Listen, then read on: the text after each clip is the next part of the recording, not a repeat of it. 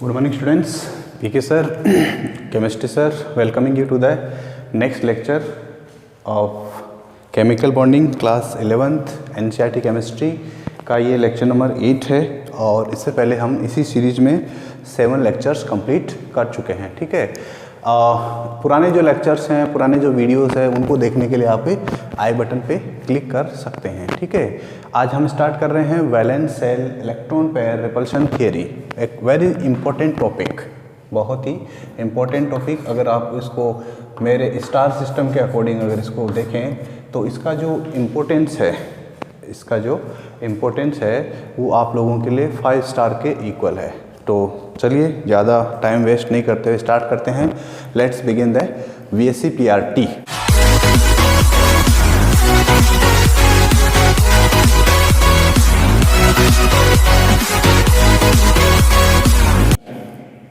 चलिए देखिए, हमें VSC-PRT की ज़रूरत हमें क्यों पड़ी? Why do we need VSC-PRT? हमें VSC-PRT की ज़रूरत क्यों पड़ती है?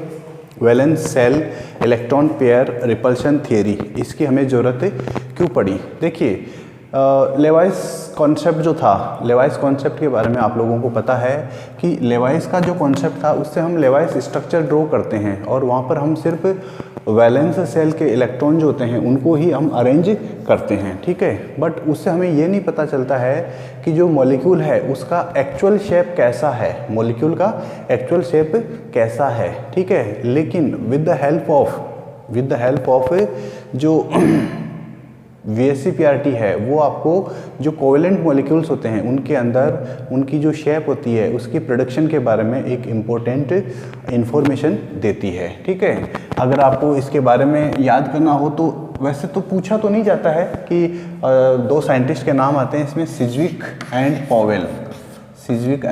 पॉवेल, S&P बोलते हैं सिंपली शॉर्टली।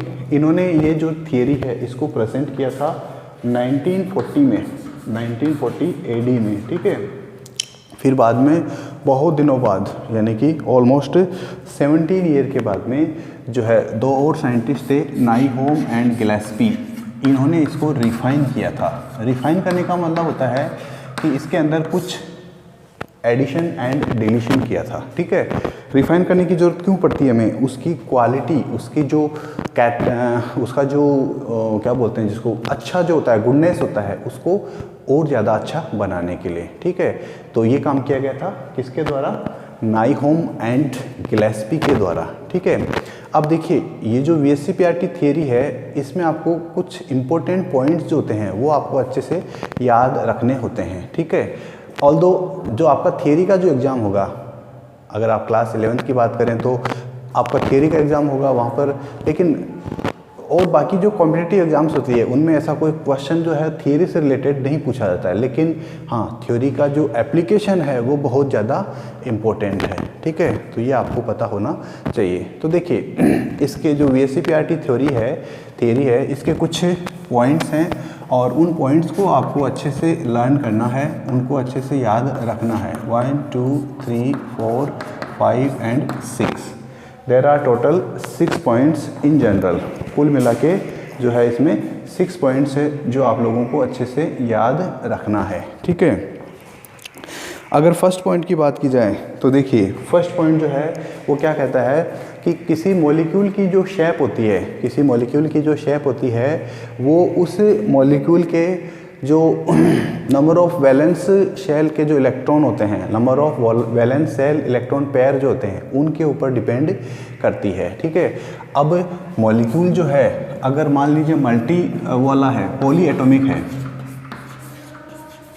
सपोज कीजिए एक पॉली एटॉमिक मॉलिक्यूल, तो उसके अंदर एक सेंट्रल एटम भी होगा, जो क्या है अदर एटम्स के साथ बॉन्ड बनाता है। सेंट्रल एटम जो अदर एटम्स के साथ में बॉन्ड बनाता है। ठीक है, तो ये जो थियरी है ये बताती है कि जो सेंट्रल एटम है उसके चारों ओर number of valence shell electron pairs जो होते हैं वो उसकी मॉलिक्यूल की जो शेप होती है उसको डिटरमाइन करने में यूज़फुल होते हैं। वैलेंस सेल इलेक्ट्रॉन पेयर, याद रखिएगा, इट मे बी बॉन्डेड और नॉन बॉन्डेड, यानी कि बॉन्डेड का मतलब जिन्होंने बॉन्ड बना लिया है, और जिन्होंने बॉन्ड नहीं बनाया उनको हम generally lone pair of electron भी बोलते हैं, ठीक है। ये तो होता है इसका फर्स्ट पॉइंट। सेकंड पॉइंट की बात करें अगर हम, तो देखिए जो लॉन पेयर के जो वैलेंस सेल के जो इलेक्ट्रॉन्स होते हैं, वैलेंस सेल के इलेक्ट्रॉन्स जो होते हैं वो हमेशा एक दूसरे को अपोज करते हैं, यानी कि रिपेल करते हैं, एक दूसरे को क्या करते हैं, रिपल्शन देते हैं, ठीक है, दूर भेजने की कोशिश करते हैं। मैंने क्या कहा, वैलेंस सेल के जो इलेक्ट्रॉन है, वैलेंस सेल के जो इलेक्ट्रॉन पेयर हैं वो करते हैं, तो इसका मतलब इसमें बॉन्डिंग और नॉन बॉन्डिंग दोनों इंक्लूडेड है, ठीक है। आपको हमेशा से याद रखना है कि जब भी मैं बोलूँ valence shell, valence shell pair electron, valence shell pair electron, तो इसमें आपको दोनों याद रखना है। इसमें दोनों कौन कौन से हैं, बॉन्डिंग इलेक्ट्रॉन या बॉन्डेड बोल दीजिए, bonded as well as non bonded, bonded as well as non bonded, दोनों ही टाइप के इलेक्ट्रॉन्स इसमें इंक्लूड होंगे, ओके। सेकेंड पॉइंट हो गया।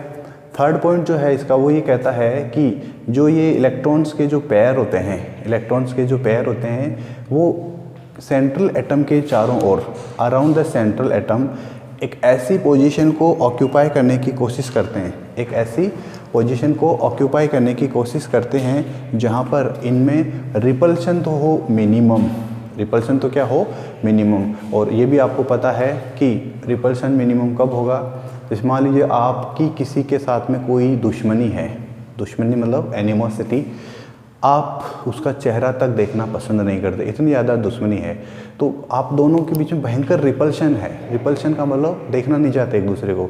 अगर आप इस रिपल्शन को मैक्सिमम करना चाहते हैं तो इसके लिए क्या करोगे, आप उससे मैक्सिमम डिस्टेंस तक दूर रहो, मैक्सिमम डिस्टेंस तक दूर रहो, ठीक है। ऐसा ही इलेक्ट्रॉन्स के जो लॉन पेयर या जो बॉन्डिंग पेयर जो इलेक्ट्रॉन होते हैं वो भी ऐसा ही करते हैं, ठीक है। अब रिपल्शन अगर कम होगा तो मॉलिक्यूल की स्टेबिलिटी अच्छी होगी, मॉलिक्यूल की स्टेबिलिटी क्या होगी, ज़्यादा होगी। ये इंपॉर्टेंट पॉइंट हो गया इसका थर्ड पॉइंट। फोर्थ पॉइंट की अगर हम बात करें तो देखिए वैलेंस सेल जो होता है उसको हम एक स्फीयर मानते हैं, यहाँ पर वैलेंस सेल जो होता है उसको एक स्फीयर मानते हैं जिसके अंदर इलेक्ट्रॉन पेयर्स जो होते हैं वो उसकी जो सरफेस होती है उसके ऊपर प्रेजेंट होते हैं।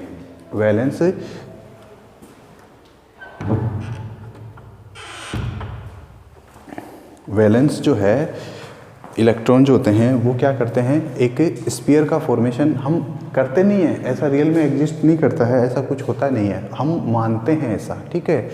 तो एक स्फीयर की फॉर्म में मानते हैं वैलेंस के जो सेल होते हैं उनको, है ना, और ये जो सेंट्रल एटम होता है उसके चारों ओर होते हैं और एक दूसरे से ये बहुत दूर होते हैं, सो दैट जो इनके बीच का जो रिपल्सन है दैट कैन बी मिनिमाइज्ड, ठीक है।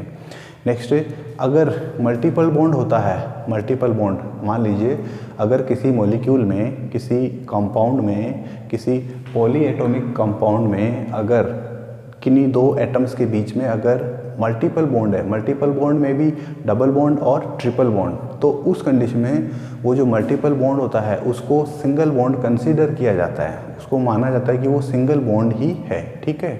और ऐसी कंडीशन में जो दो या तीन जो इलेक्ट्रॉन पेयर्स होते हैं मल्टीपल बॉन्ड के उनको हम सिंगल सुपर पेयर कहते हैं। एक इम्पोर्टेंट वर्ड है single super pair, single super pair उनको बोला जाता है, ठीक है। अब नेक्स्ट पॉइंट नंबर 6 पॉइंट देखिए इसके बारे में। नंबर 6 पॉइंट जो है वो क्या कहता है कि जहाँ पर भी दो या दो से ज़्यादा, जहाँ पे भी दो या दो से ज़्यादा, 2 और मोर देन 2 रेजोनेंटिक स्ट्रक्चर्स रिप्रेजेंट कर सकती है अगर किसी मॉलिक्यूल को, तो उनमें से किसी भी एक स्ट्रक्चर पर आप VSEPR अप्लाई कर सकते हैं। अगर किसी मॉलिक्यूल की if it is possible to draw 2 और more resonating structure of a molecule then VSEPR can be used for any structure, ठीक है। ये है इसका सिंपल सा थियरी पार्ट, लेकिन थियरी पार्ट इतना इम्पोर्टेंट नहीं है, बस कुछ कुछ इंपॉर्टेंट बातें याद रखनी है। अब देखिए ये जो रिपल्सिव इंट्रैक्शन होता है, हमने भी यहाँ पर बार बार बात की है कि रिपल्सिव इंट्रैक्शन होता है। अब रिपल्सिव इंट्रैक्शन क्यों होता है, किसके बीच में होता है, इसके लिए आपको हमेशा एक सीक्वेंस होता है और वो सीक्वेंस होता है लोन पेयर अगर दोनों पास पास में हैं तो उनमें रिपल्सिव इंट्रैक्शन जब से ज़्यादा होगा, यानी कि लोन पेयर के जो इलेक्ट्रॉन्स होंगे ना उनमें सबसे ज़्यादा रिपल्शन होगा।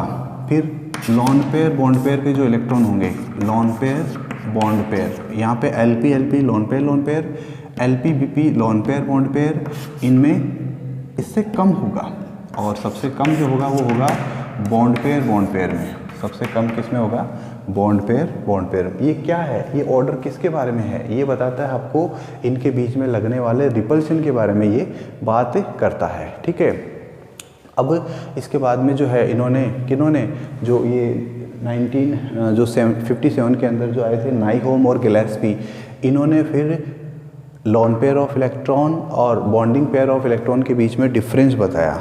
लोन पेयर ऑफ इलेक्ट्रॉन और बॉन्डिंग पेयर ऑफ जो इलेक्ट्रॉन होते हैं उनके अंदर इन्होंने डिफरेंस बताया। ठीक है, और उस डिफरेंस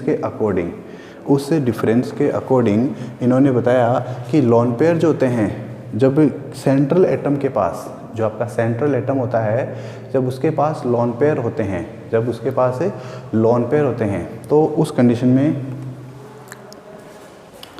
चलिए गिलेस्पी और नाइहोम ने क्या बताया कि जो लोन पेयर होते हैं, देखिए लोन पेयर किसके पास होंगे, सेंट्रल एटम के पास, और जो सेंट्रल एटम है उसके जो लोन पेयर होते हैं, सिंस उसके लोन पेयर के पास बहुत ज़्यादा स्पेस होता है, उनके पास मैक्सिमम स्पेस होता है कंपैरेटिवली बॉन्डिंग पेयर के जो इलेक्ट्रॉन होते हैं उनके रेस्पेक्ट में। क्यों, क्योंकि बॉन्डिंग पेयर के जो इलेक्ट्रॉन होते हैं वो क्या होते हैं, कोवेलेंट बॉन्ड से बनता है, और ये जो दो इलेक्ट्रॉन होते हैं ये क्या होते हैं, किसी दो एटम के बीच में होते हैं, किसी दो एटम्स के बीच में होते हैं। ठीक है, तो इससे क्या होता है कि जो लोन पेयर के जो इलेक्ट्रॉन्स होते हैं उनमें रिपल्सन ज़्यादा होता है with respect to lone pair bond pair and bond pair repulsions. ठीक है, तो ये जो रिपल्शंस होते हैं, 3 टाइप के रिपल्शंस देख लिए हमने, bond pair lone pair bond pair and lone pair. तो ये जो रिपल्शन होता है, ये जो होता है यही सबसे इम्पोर्टेंट होता है किसके लिए, जब हम किसी मॉलिक्यूल की स्ट्रक्चर को क्या करेंगे, जब हम ड्रॉ करेंगे। ठीक है, और जो मॉलिक्यूल्स की जो आइडियल शेप्स होती है, उनके जो बॉन्ड एंगल्स होते हैं, उसके अंदर जो डेविएशन आएगा, अभी हम डिस्कस करेंगे, तो उस डेविएशन का कारण भी ये लोन पेयर ऑफ इलेक्ट्रॉन, ये जो इंट्रैक्शन हो रहा है, ये रिपल्सिव जो इंट्रैक्शन है, लोन पेयर बॉन्ड पेयर और बॉन्ड पेयर का जो ये रिपल्शन, ये जो है यही क्या करता है, उस मॉलिक्यूल की जो आइडियल शेप होनी चाहिए थी, जैसी होनी चाहिए थी, उसको इफ़ेक्ट करता है। ठीक है, चलिए अब देखिए, अगर हमें बहुत सारे मॉलिक्यूल्स की ज्योमेट्रिकल शेप को अगर हमें प्रेडिक्ट करना है तो इसके लिए हम क्या करते हैं, दो मॉलिक्यूल्स जो होते हैं उनको 2 कैटेगरी में बना देते हैं, उनकी 2 कैटेगरी बना देते हैं। जो फर्स्ट कैटेगरी के मॉलिक्यूल होंगे, एक कैटेगरी वो होगी जिनके अंदर ऐसे मॉलिक्यूल्स होंगे जिनके पास सेंट्रल एटम के पास नो लोन पेयर होंगे ही नहीं, सेंट्रल एटम के पास no lone pair on central atom और विद लोन पेयर। इन 2 कंडीशन हो गई। एक कंडीशन में तो क्या होगा, ऐसे मॉलिक्यूल्स होंगे जिसमें सेंट्रल एटम के पास में लोन पेयर नहीं होगा, और एक ऐसा कंडीशन होगा जिसमें सेंट्रल एटम के पास में लोन पेयर होंगे। कितने होंगे, एक से ज़्यादा भी हो सकते हैं, 1 और मोर देन 1 भी हो सकते हैं। ठीक है, अब अगर हम एक नॉर्मल सी बात करें तो हमारे पास में कितने टाइप के मॉलिक्यूल्स हो सकते हैं, हमारे पास कितने टाइप के मॉलिक्यूल्स हो सकते हैं। देखिए, एक हो सकता है हमारे पास AB टाइप का मॉलिक्यूल। किस टाइप का मॉलिक्यूल, AB2 टाइप का मॉलिक्यूल। ठीक है, AB2 टाइप का मॉलिक्यूल। ठीक है, अच्छा AB की बात क्यों नहीं करते हम, क्योंकि AB के पास तो हमेशा से पता है कि हमेशा ही लीनियर कंडीशन होगी। AB is always present in linear position.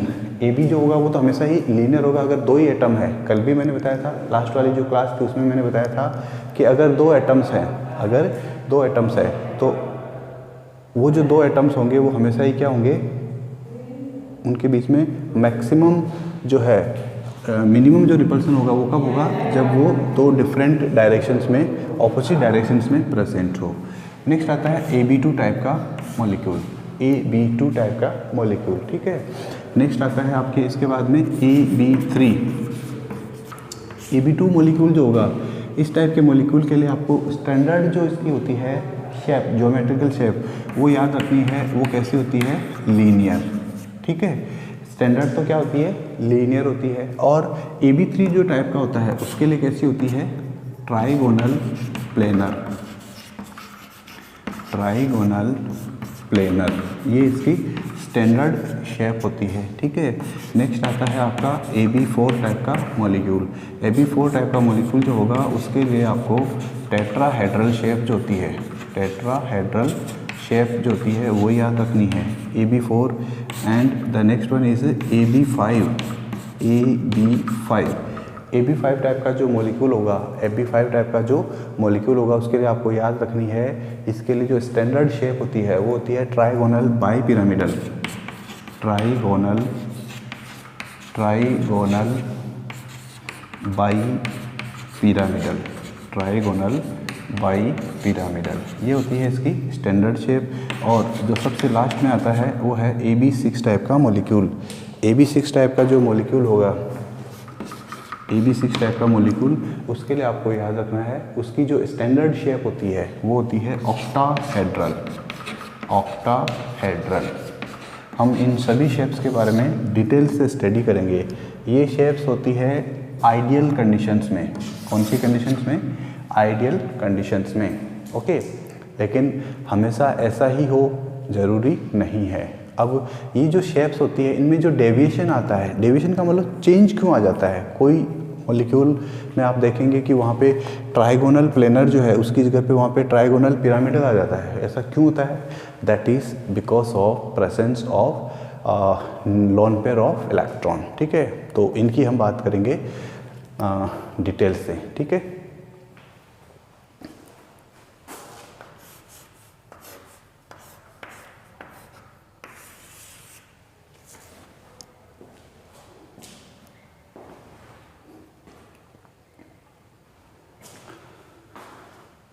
चलिए नेक्स्ट देखिए, इसके बाद में AB2 टाइप का एक मॉलिक्यूल है, हमें इसके बारे में डिस्कस करना है AB2 टाइप के मॉलिक्यूल के लिए। और इसका एग्जांपल है आपके पास बेरिलियम का क्लोराइड, बेरिलियम का क्लोराइड। इसकी स्ट्रक्चर आप देख सकते हैं, इसकी स्ट्रक्चर जब आप बनाएंगे तो इसकी जो स्ट्रक्चर होती है उसमें ऐसा कुछ आपको देखने को मिलेगा, ठीक है। अगर आप इस एंगल की बात करें, इस एंगल की बात करें तो ये एंगल आता है 180 डिग्री। और ये जो शेप होती है इसको हम बोलते हैं linear. What is this geometrical shape, this is called linear shape, ठीक है। AB2 टाइप का ये मॉलिक्यूल है। ऐसे और भी मॉलिक्यूल आपको मिलेंगे, ऐसे और भी मॉलिक्यूल्स आपको मिलेंगे। AB3 टाइप का मॉलिक्यूल जो होता है उसको अगर हम एग्जांपल की हेल्प से देखते हैं तो हमारे लिए एग्जांपल है BCl3, boron trichloride, boron trichloride. Structure की अगर हम बात करें इसकी, तो इसकी स्ट्रक्चर होती है कुछ ऐसी, ठीक है। और यहाँ पर इसमें बॉन्ड एंगल 180 डिग्री है, और यहाँ पर जो बॉन्ड एंगल होता है, ये जो बॉन्ड एंगल है, ये बॉन्ड एंगल, इसको हम बोलते हैं 120 डिग्री। ये कितना है, 120 डिग्री। और ये जो स्ट्रक्चर है इसको हम बोलते हैं ट्राइगोनल प्लेनर, ट्राइगोनल प्लेनर। इसके स्ट्रक्चर के लिए मेरे पास एक सिंपल सा मॉडल है, सिंपल सा एक बॉल एंड स्टिक का मॉडल है। आप देख सकते हैं यहाँ पर ये जो येलो बॉल है, यहाँ पे जो येलो बॉल है ये मान लीजिए बोरॉन को इंडिकेट करती है। Boron is a trivalent atom, boron एक ट्राईवैलेंट एटम है। और यहाँ पर ये जो 3 एटम्स हैं, जो 3 एटम्स हैं, ये मान लेते हैं क्लोरीन के 3 एटम्स हैं, ठीक है, क्लोरीन के 3 एटम्स है। यहाँ पर आप देख सकते हैं कि ये जो बॉन्ड एंगल है, ये वाला जो बॉन्ड एंगल है ये कितना है, 120 डिग्री। सभी बॉन्ड एंगल जो है वो क्या है, 120 डिग्री के हैं, ठीक है। और इसको अगर आप एक प्लेन में रखते हैं, इसको अगर आप एक प्लेन में रखते हैं तो ये कैसे स्ट्रक्चर है, ट्राइगोनल बन रहा है। ट्राइगोनल का मतलब समझते हो आप लोग, 3 साइड्स की फॉर्म में होता है प्रेजेंट। और प्लेनर है, ये स्ट्रक्चर जो है वो क्या है, प्लेनर स्ट्रक्चर दिखती है। आप देख सकते हैं कि इसके तीनों जो साइड्स होते हैं, तीनों साइड्स होते हैं एक बार में सरफेस को टच करते हैं, ठीक है। तो इस स्ट्रक्चर को हम बोलते हैं ट्राइगोनल प्लेनर, ठीक है, ट्राइगोनल प्लेनर। नेक्स्ट आता है इसके बाद में AB4 टाइप का सिस्टम, एक ऐसा सिस्टम जिसके अंदर 4 बॉन्ड पेयर हो, AB4 टाइप का सिस्टम। और इसके लिए जो सबसे बेस्ट एग्जांपल आपको याद रखना है वो है methane, that is the methane. Methane का जो मॉलिक्यूल होता है उसका स्ट्रक्चर ऐसा होता है। उसकी स्ट्रक्चर को ड्रॉ करने के लिए आपको ऐसा कुछ बनाना पड़ता है।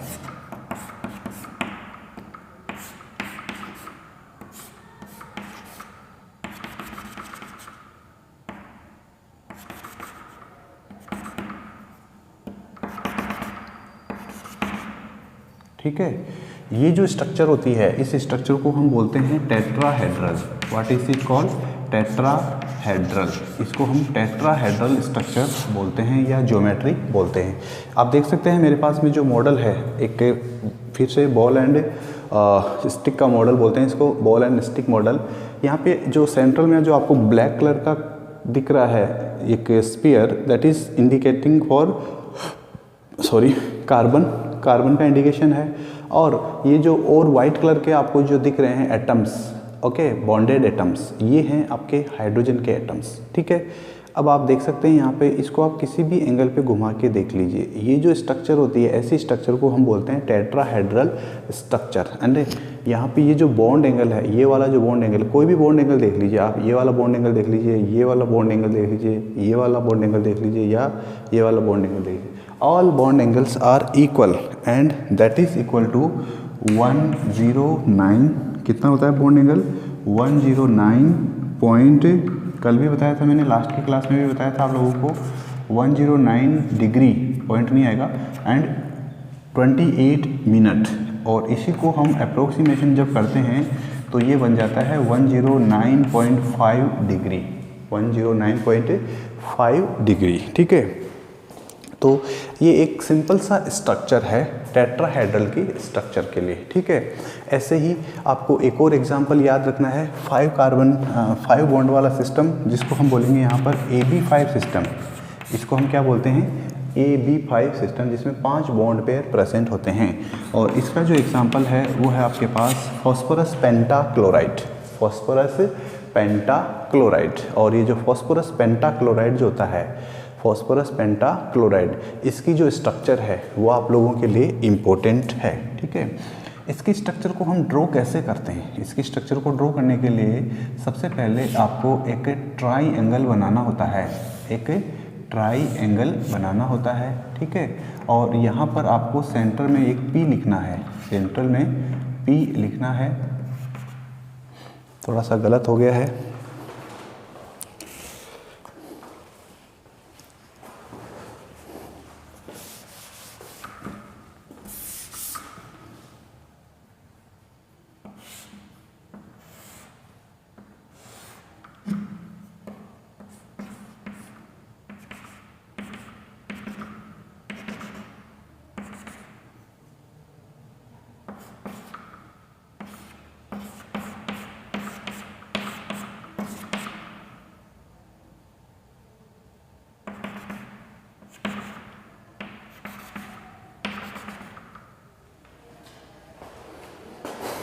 ये जो स्ट्रक्चर होती है, ये जो स्ट्रक्चर आपको दिख रही है, इस स्ट्रक्चर को क्या बोलते हैं हम? इसको हम बोलते हैं ट्राइगोनल बाईपिरामिडल।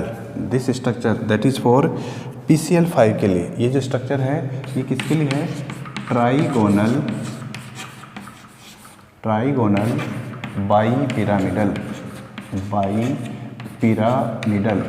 अब ये बाईपिरामिडल ट्राइगोनल क्या है? ट्राइगोनल तो दिख रहा होगा आप लोगों को, सेंटर में बीच में देखिए आप, यहाँ पर ये जो है, यहाँ पर 3 बॉन्ड बने हुए हैं कार्बन, इस सेंट्रल एटम फ्लोरीन फॉस्फोरस के, ये सेंट्रल एटम फॉस्फोरस है, इसमें 3 Cl एटम्स के साथ में जो बॉन्ड बना रखे हैं वो बॉन्ड कौन से हैं? ट्राइगोनल है। और यहाँ पर जो फॉस्फोरस क्लोरीन जो बॉन्ड है, ClPCl जो बॉन्ड है, 3 बॉन्ड हैं, वो तो कितने हैं? 120 डिग्री के हैं, ठीक है। और एक जो बॉन्ड ऊपर की तरफ है अबव द प्लेन, और एक बॉन्ड जो बिलो द प्लेन है उसको हम कैसे रिप्रेजेंट करते हैं, वो जो बॉन्ड है वो है 90 डिग्री का, ठीक है। तो दो क्लोरीन फॉस्फोरस बॉन्ड जो हैं वो कितने हैं, वो 90 डिग्री के हैं, ठीक है। यहाँ पर दो टाइप के बॉन्ड बने हुए हैं, इसमें यहाँ पे दो टाइप के बॉन्ड बने हुए हैं, ठीक है। तो ऐसी जो स्ट्रक्चर होती है, दो टाइप के जो बॉन्ड वाली जो स्ट्रक्चर है जिसमें दो डिफरेंट टाइप के बॉन्ड्स बने हुए हैं, ठीक है। ऐसी जो डिफरेंट टाइप की जो स्ट्रक्चर्स होती है इसी को हम बोलते हैं trigonal bipyramidal. What is it called, trigonal bipyramidal. याद रखना है, इम्पोर्टेंट है, ठीक है। अब इसके बाद में नेक्स्ट एग्जांपल AB6 टाइप का, एक AB6 टाइप का एग्जांपल है जो आपको याद रखना है। और AB6 टाइप में आपको जो मॉलिक्यूल याद रखना है वो है आपका SF6, sulphur hexafluoride, sulphur hexafluoride. इसके लिए कैसे स्ट्रक्चर बनाते हैं, सबसे पहले आपको बनाना है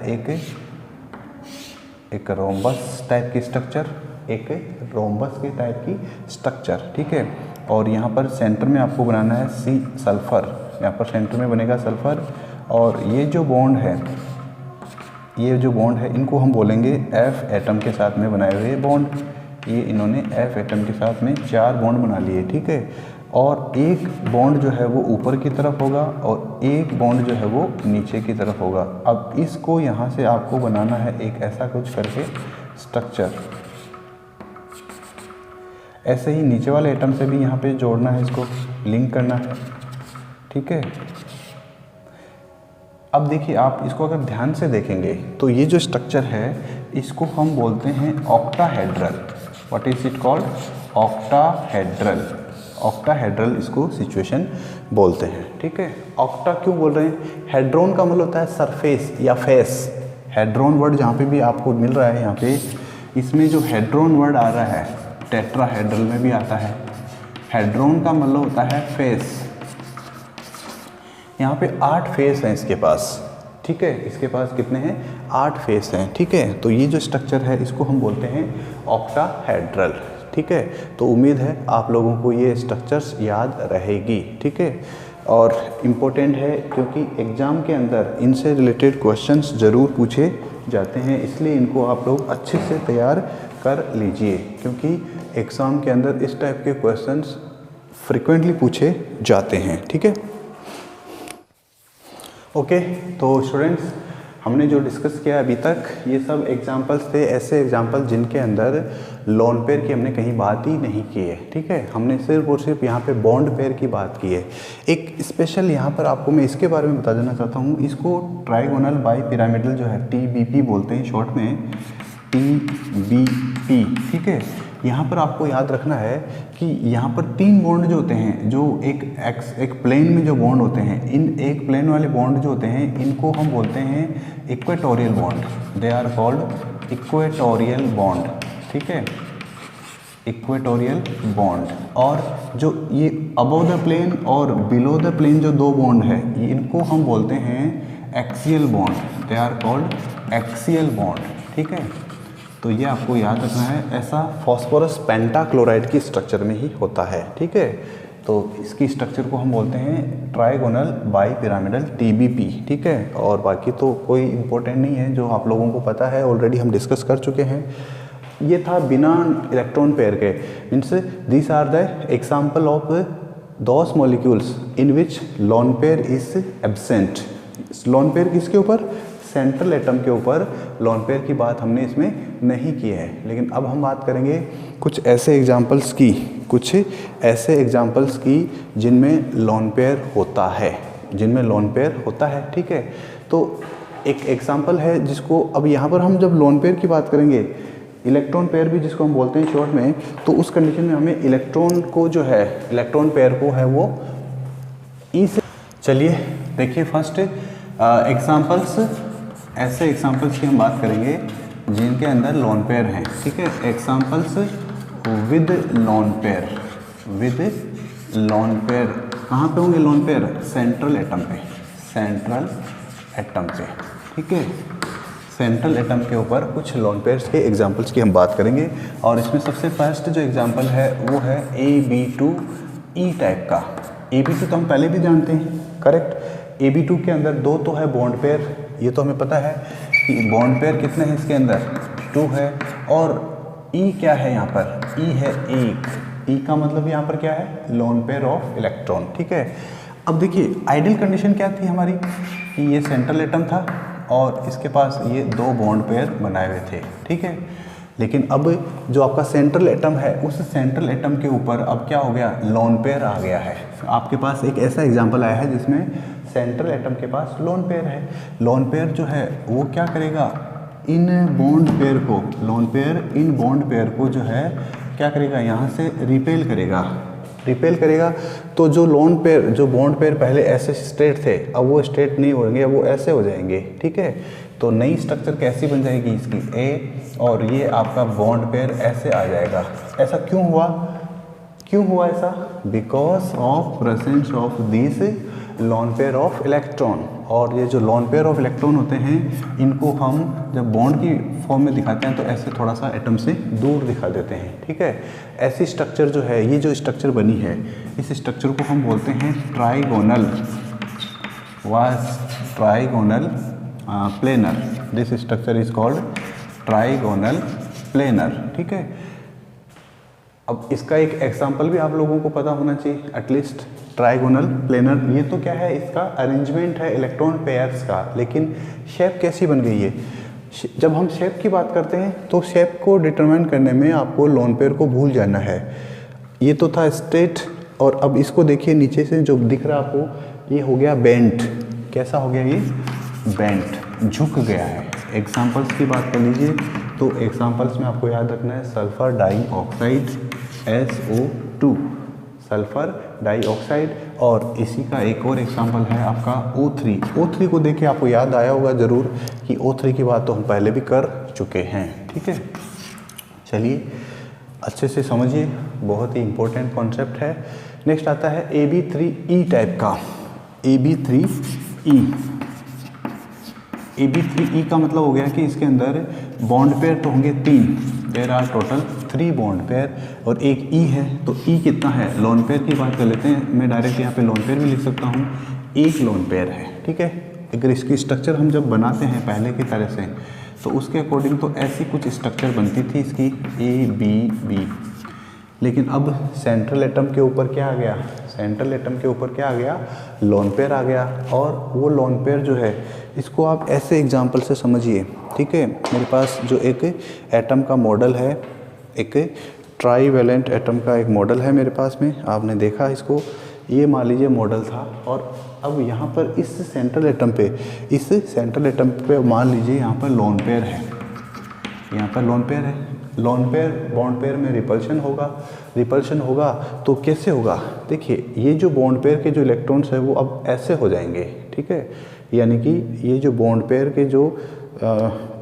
की जो सिचुएशन है आपकी, इनका जो अरेंजमेंट है वो क्या होगा, अब चेंज हो जाएगा। एक्चुअली ये जो थोड़ा सा इसका स्ट्रक्चर अलग टाइप का है, इसको हम सिर्फ प्लेनर के लिए ही यूज़ कर सकते हैं। बट आपको थोड़ा सा याद रखना है कि यहाँ पर अगर बॉन्ड पेयर होगा तो वो बॉन्ड पेयर इसको भी रिपेल करेगा, सॉरी लोन पेयर, यहाँ पे लोन पेयर है वो इसको भी रिपेल करेगा, यानी इसको बोलेगा कि भाई नीचे चला जा, इसको भी बोलेगा नीचे चला जा, इसको भी बोलेगा नीचे चला जा। जब ऐसी स्ट्रक्चर हो जाएगी तो इसको हम बोलेंगे क्या, ट्राइगोनल पिरामिडल। इसको जब दोबारा से हम ड्रॉ करके देखेंगे तो ये डेविएशन आ जाएगा इसकी शेप में, और इसकी शेप में डेविएशन आने के बाद में लोन पेयर को हमेशा ऊपर की तरफ रखना है हमें। और यहाँ पर आ गया B, यहाँ पर आ गया B, और यहाँ पर आ गया B। ठीक है, ये जो स्ट्रक्चर है इसको ही हम क्या बोलते हैं, व्हाट इज इट कॉल्ड, इस स्ट्रक्चर को बोलते हैं हम ट्राइगोनल पिरामिडल।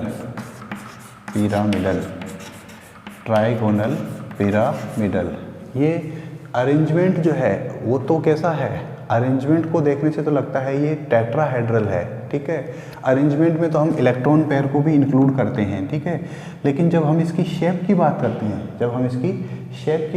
हैं, देखिए इसका अरेंजमेंट जो है वो तो है टेट्राहेड्रल के जैसा, दिखता कैसा है, टेट्राहेड्रल। लेकिन इस मॉलिक्यूल की शेप जब हम बात करेंगे तो शेप के अंदर आपको ये सब भूल जाना है। ठीक है, ये सब भूल जाना है। तो इसको देखने से आपको क्या लगेगा, ऐसा कुछ स्ट्रक्चर दिखेगा जिसके अंदर ये नीचे की तरफ आ गए हैं, इसको हम बोलते हैं trigonal pyramidal. This is called trigonal pyramidal.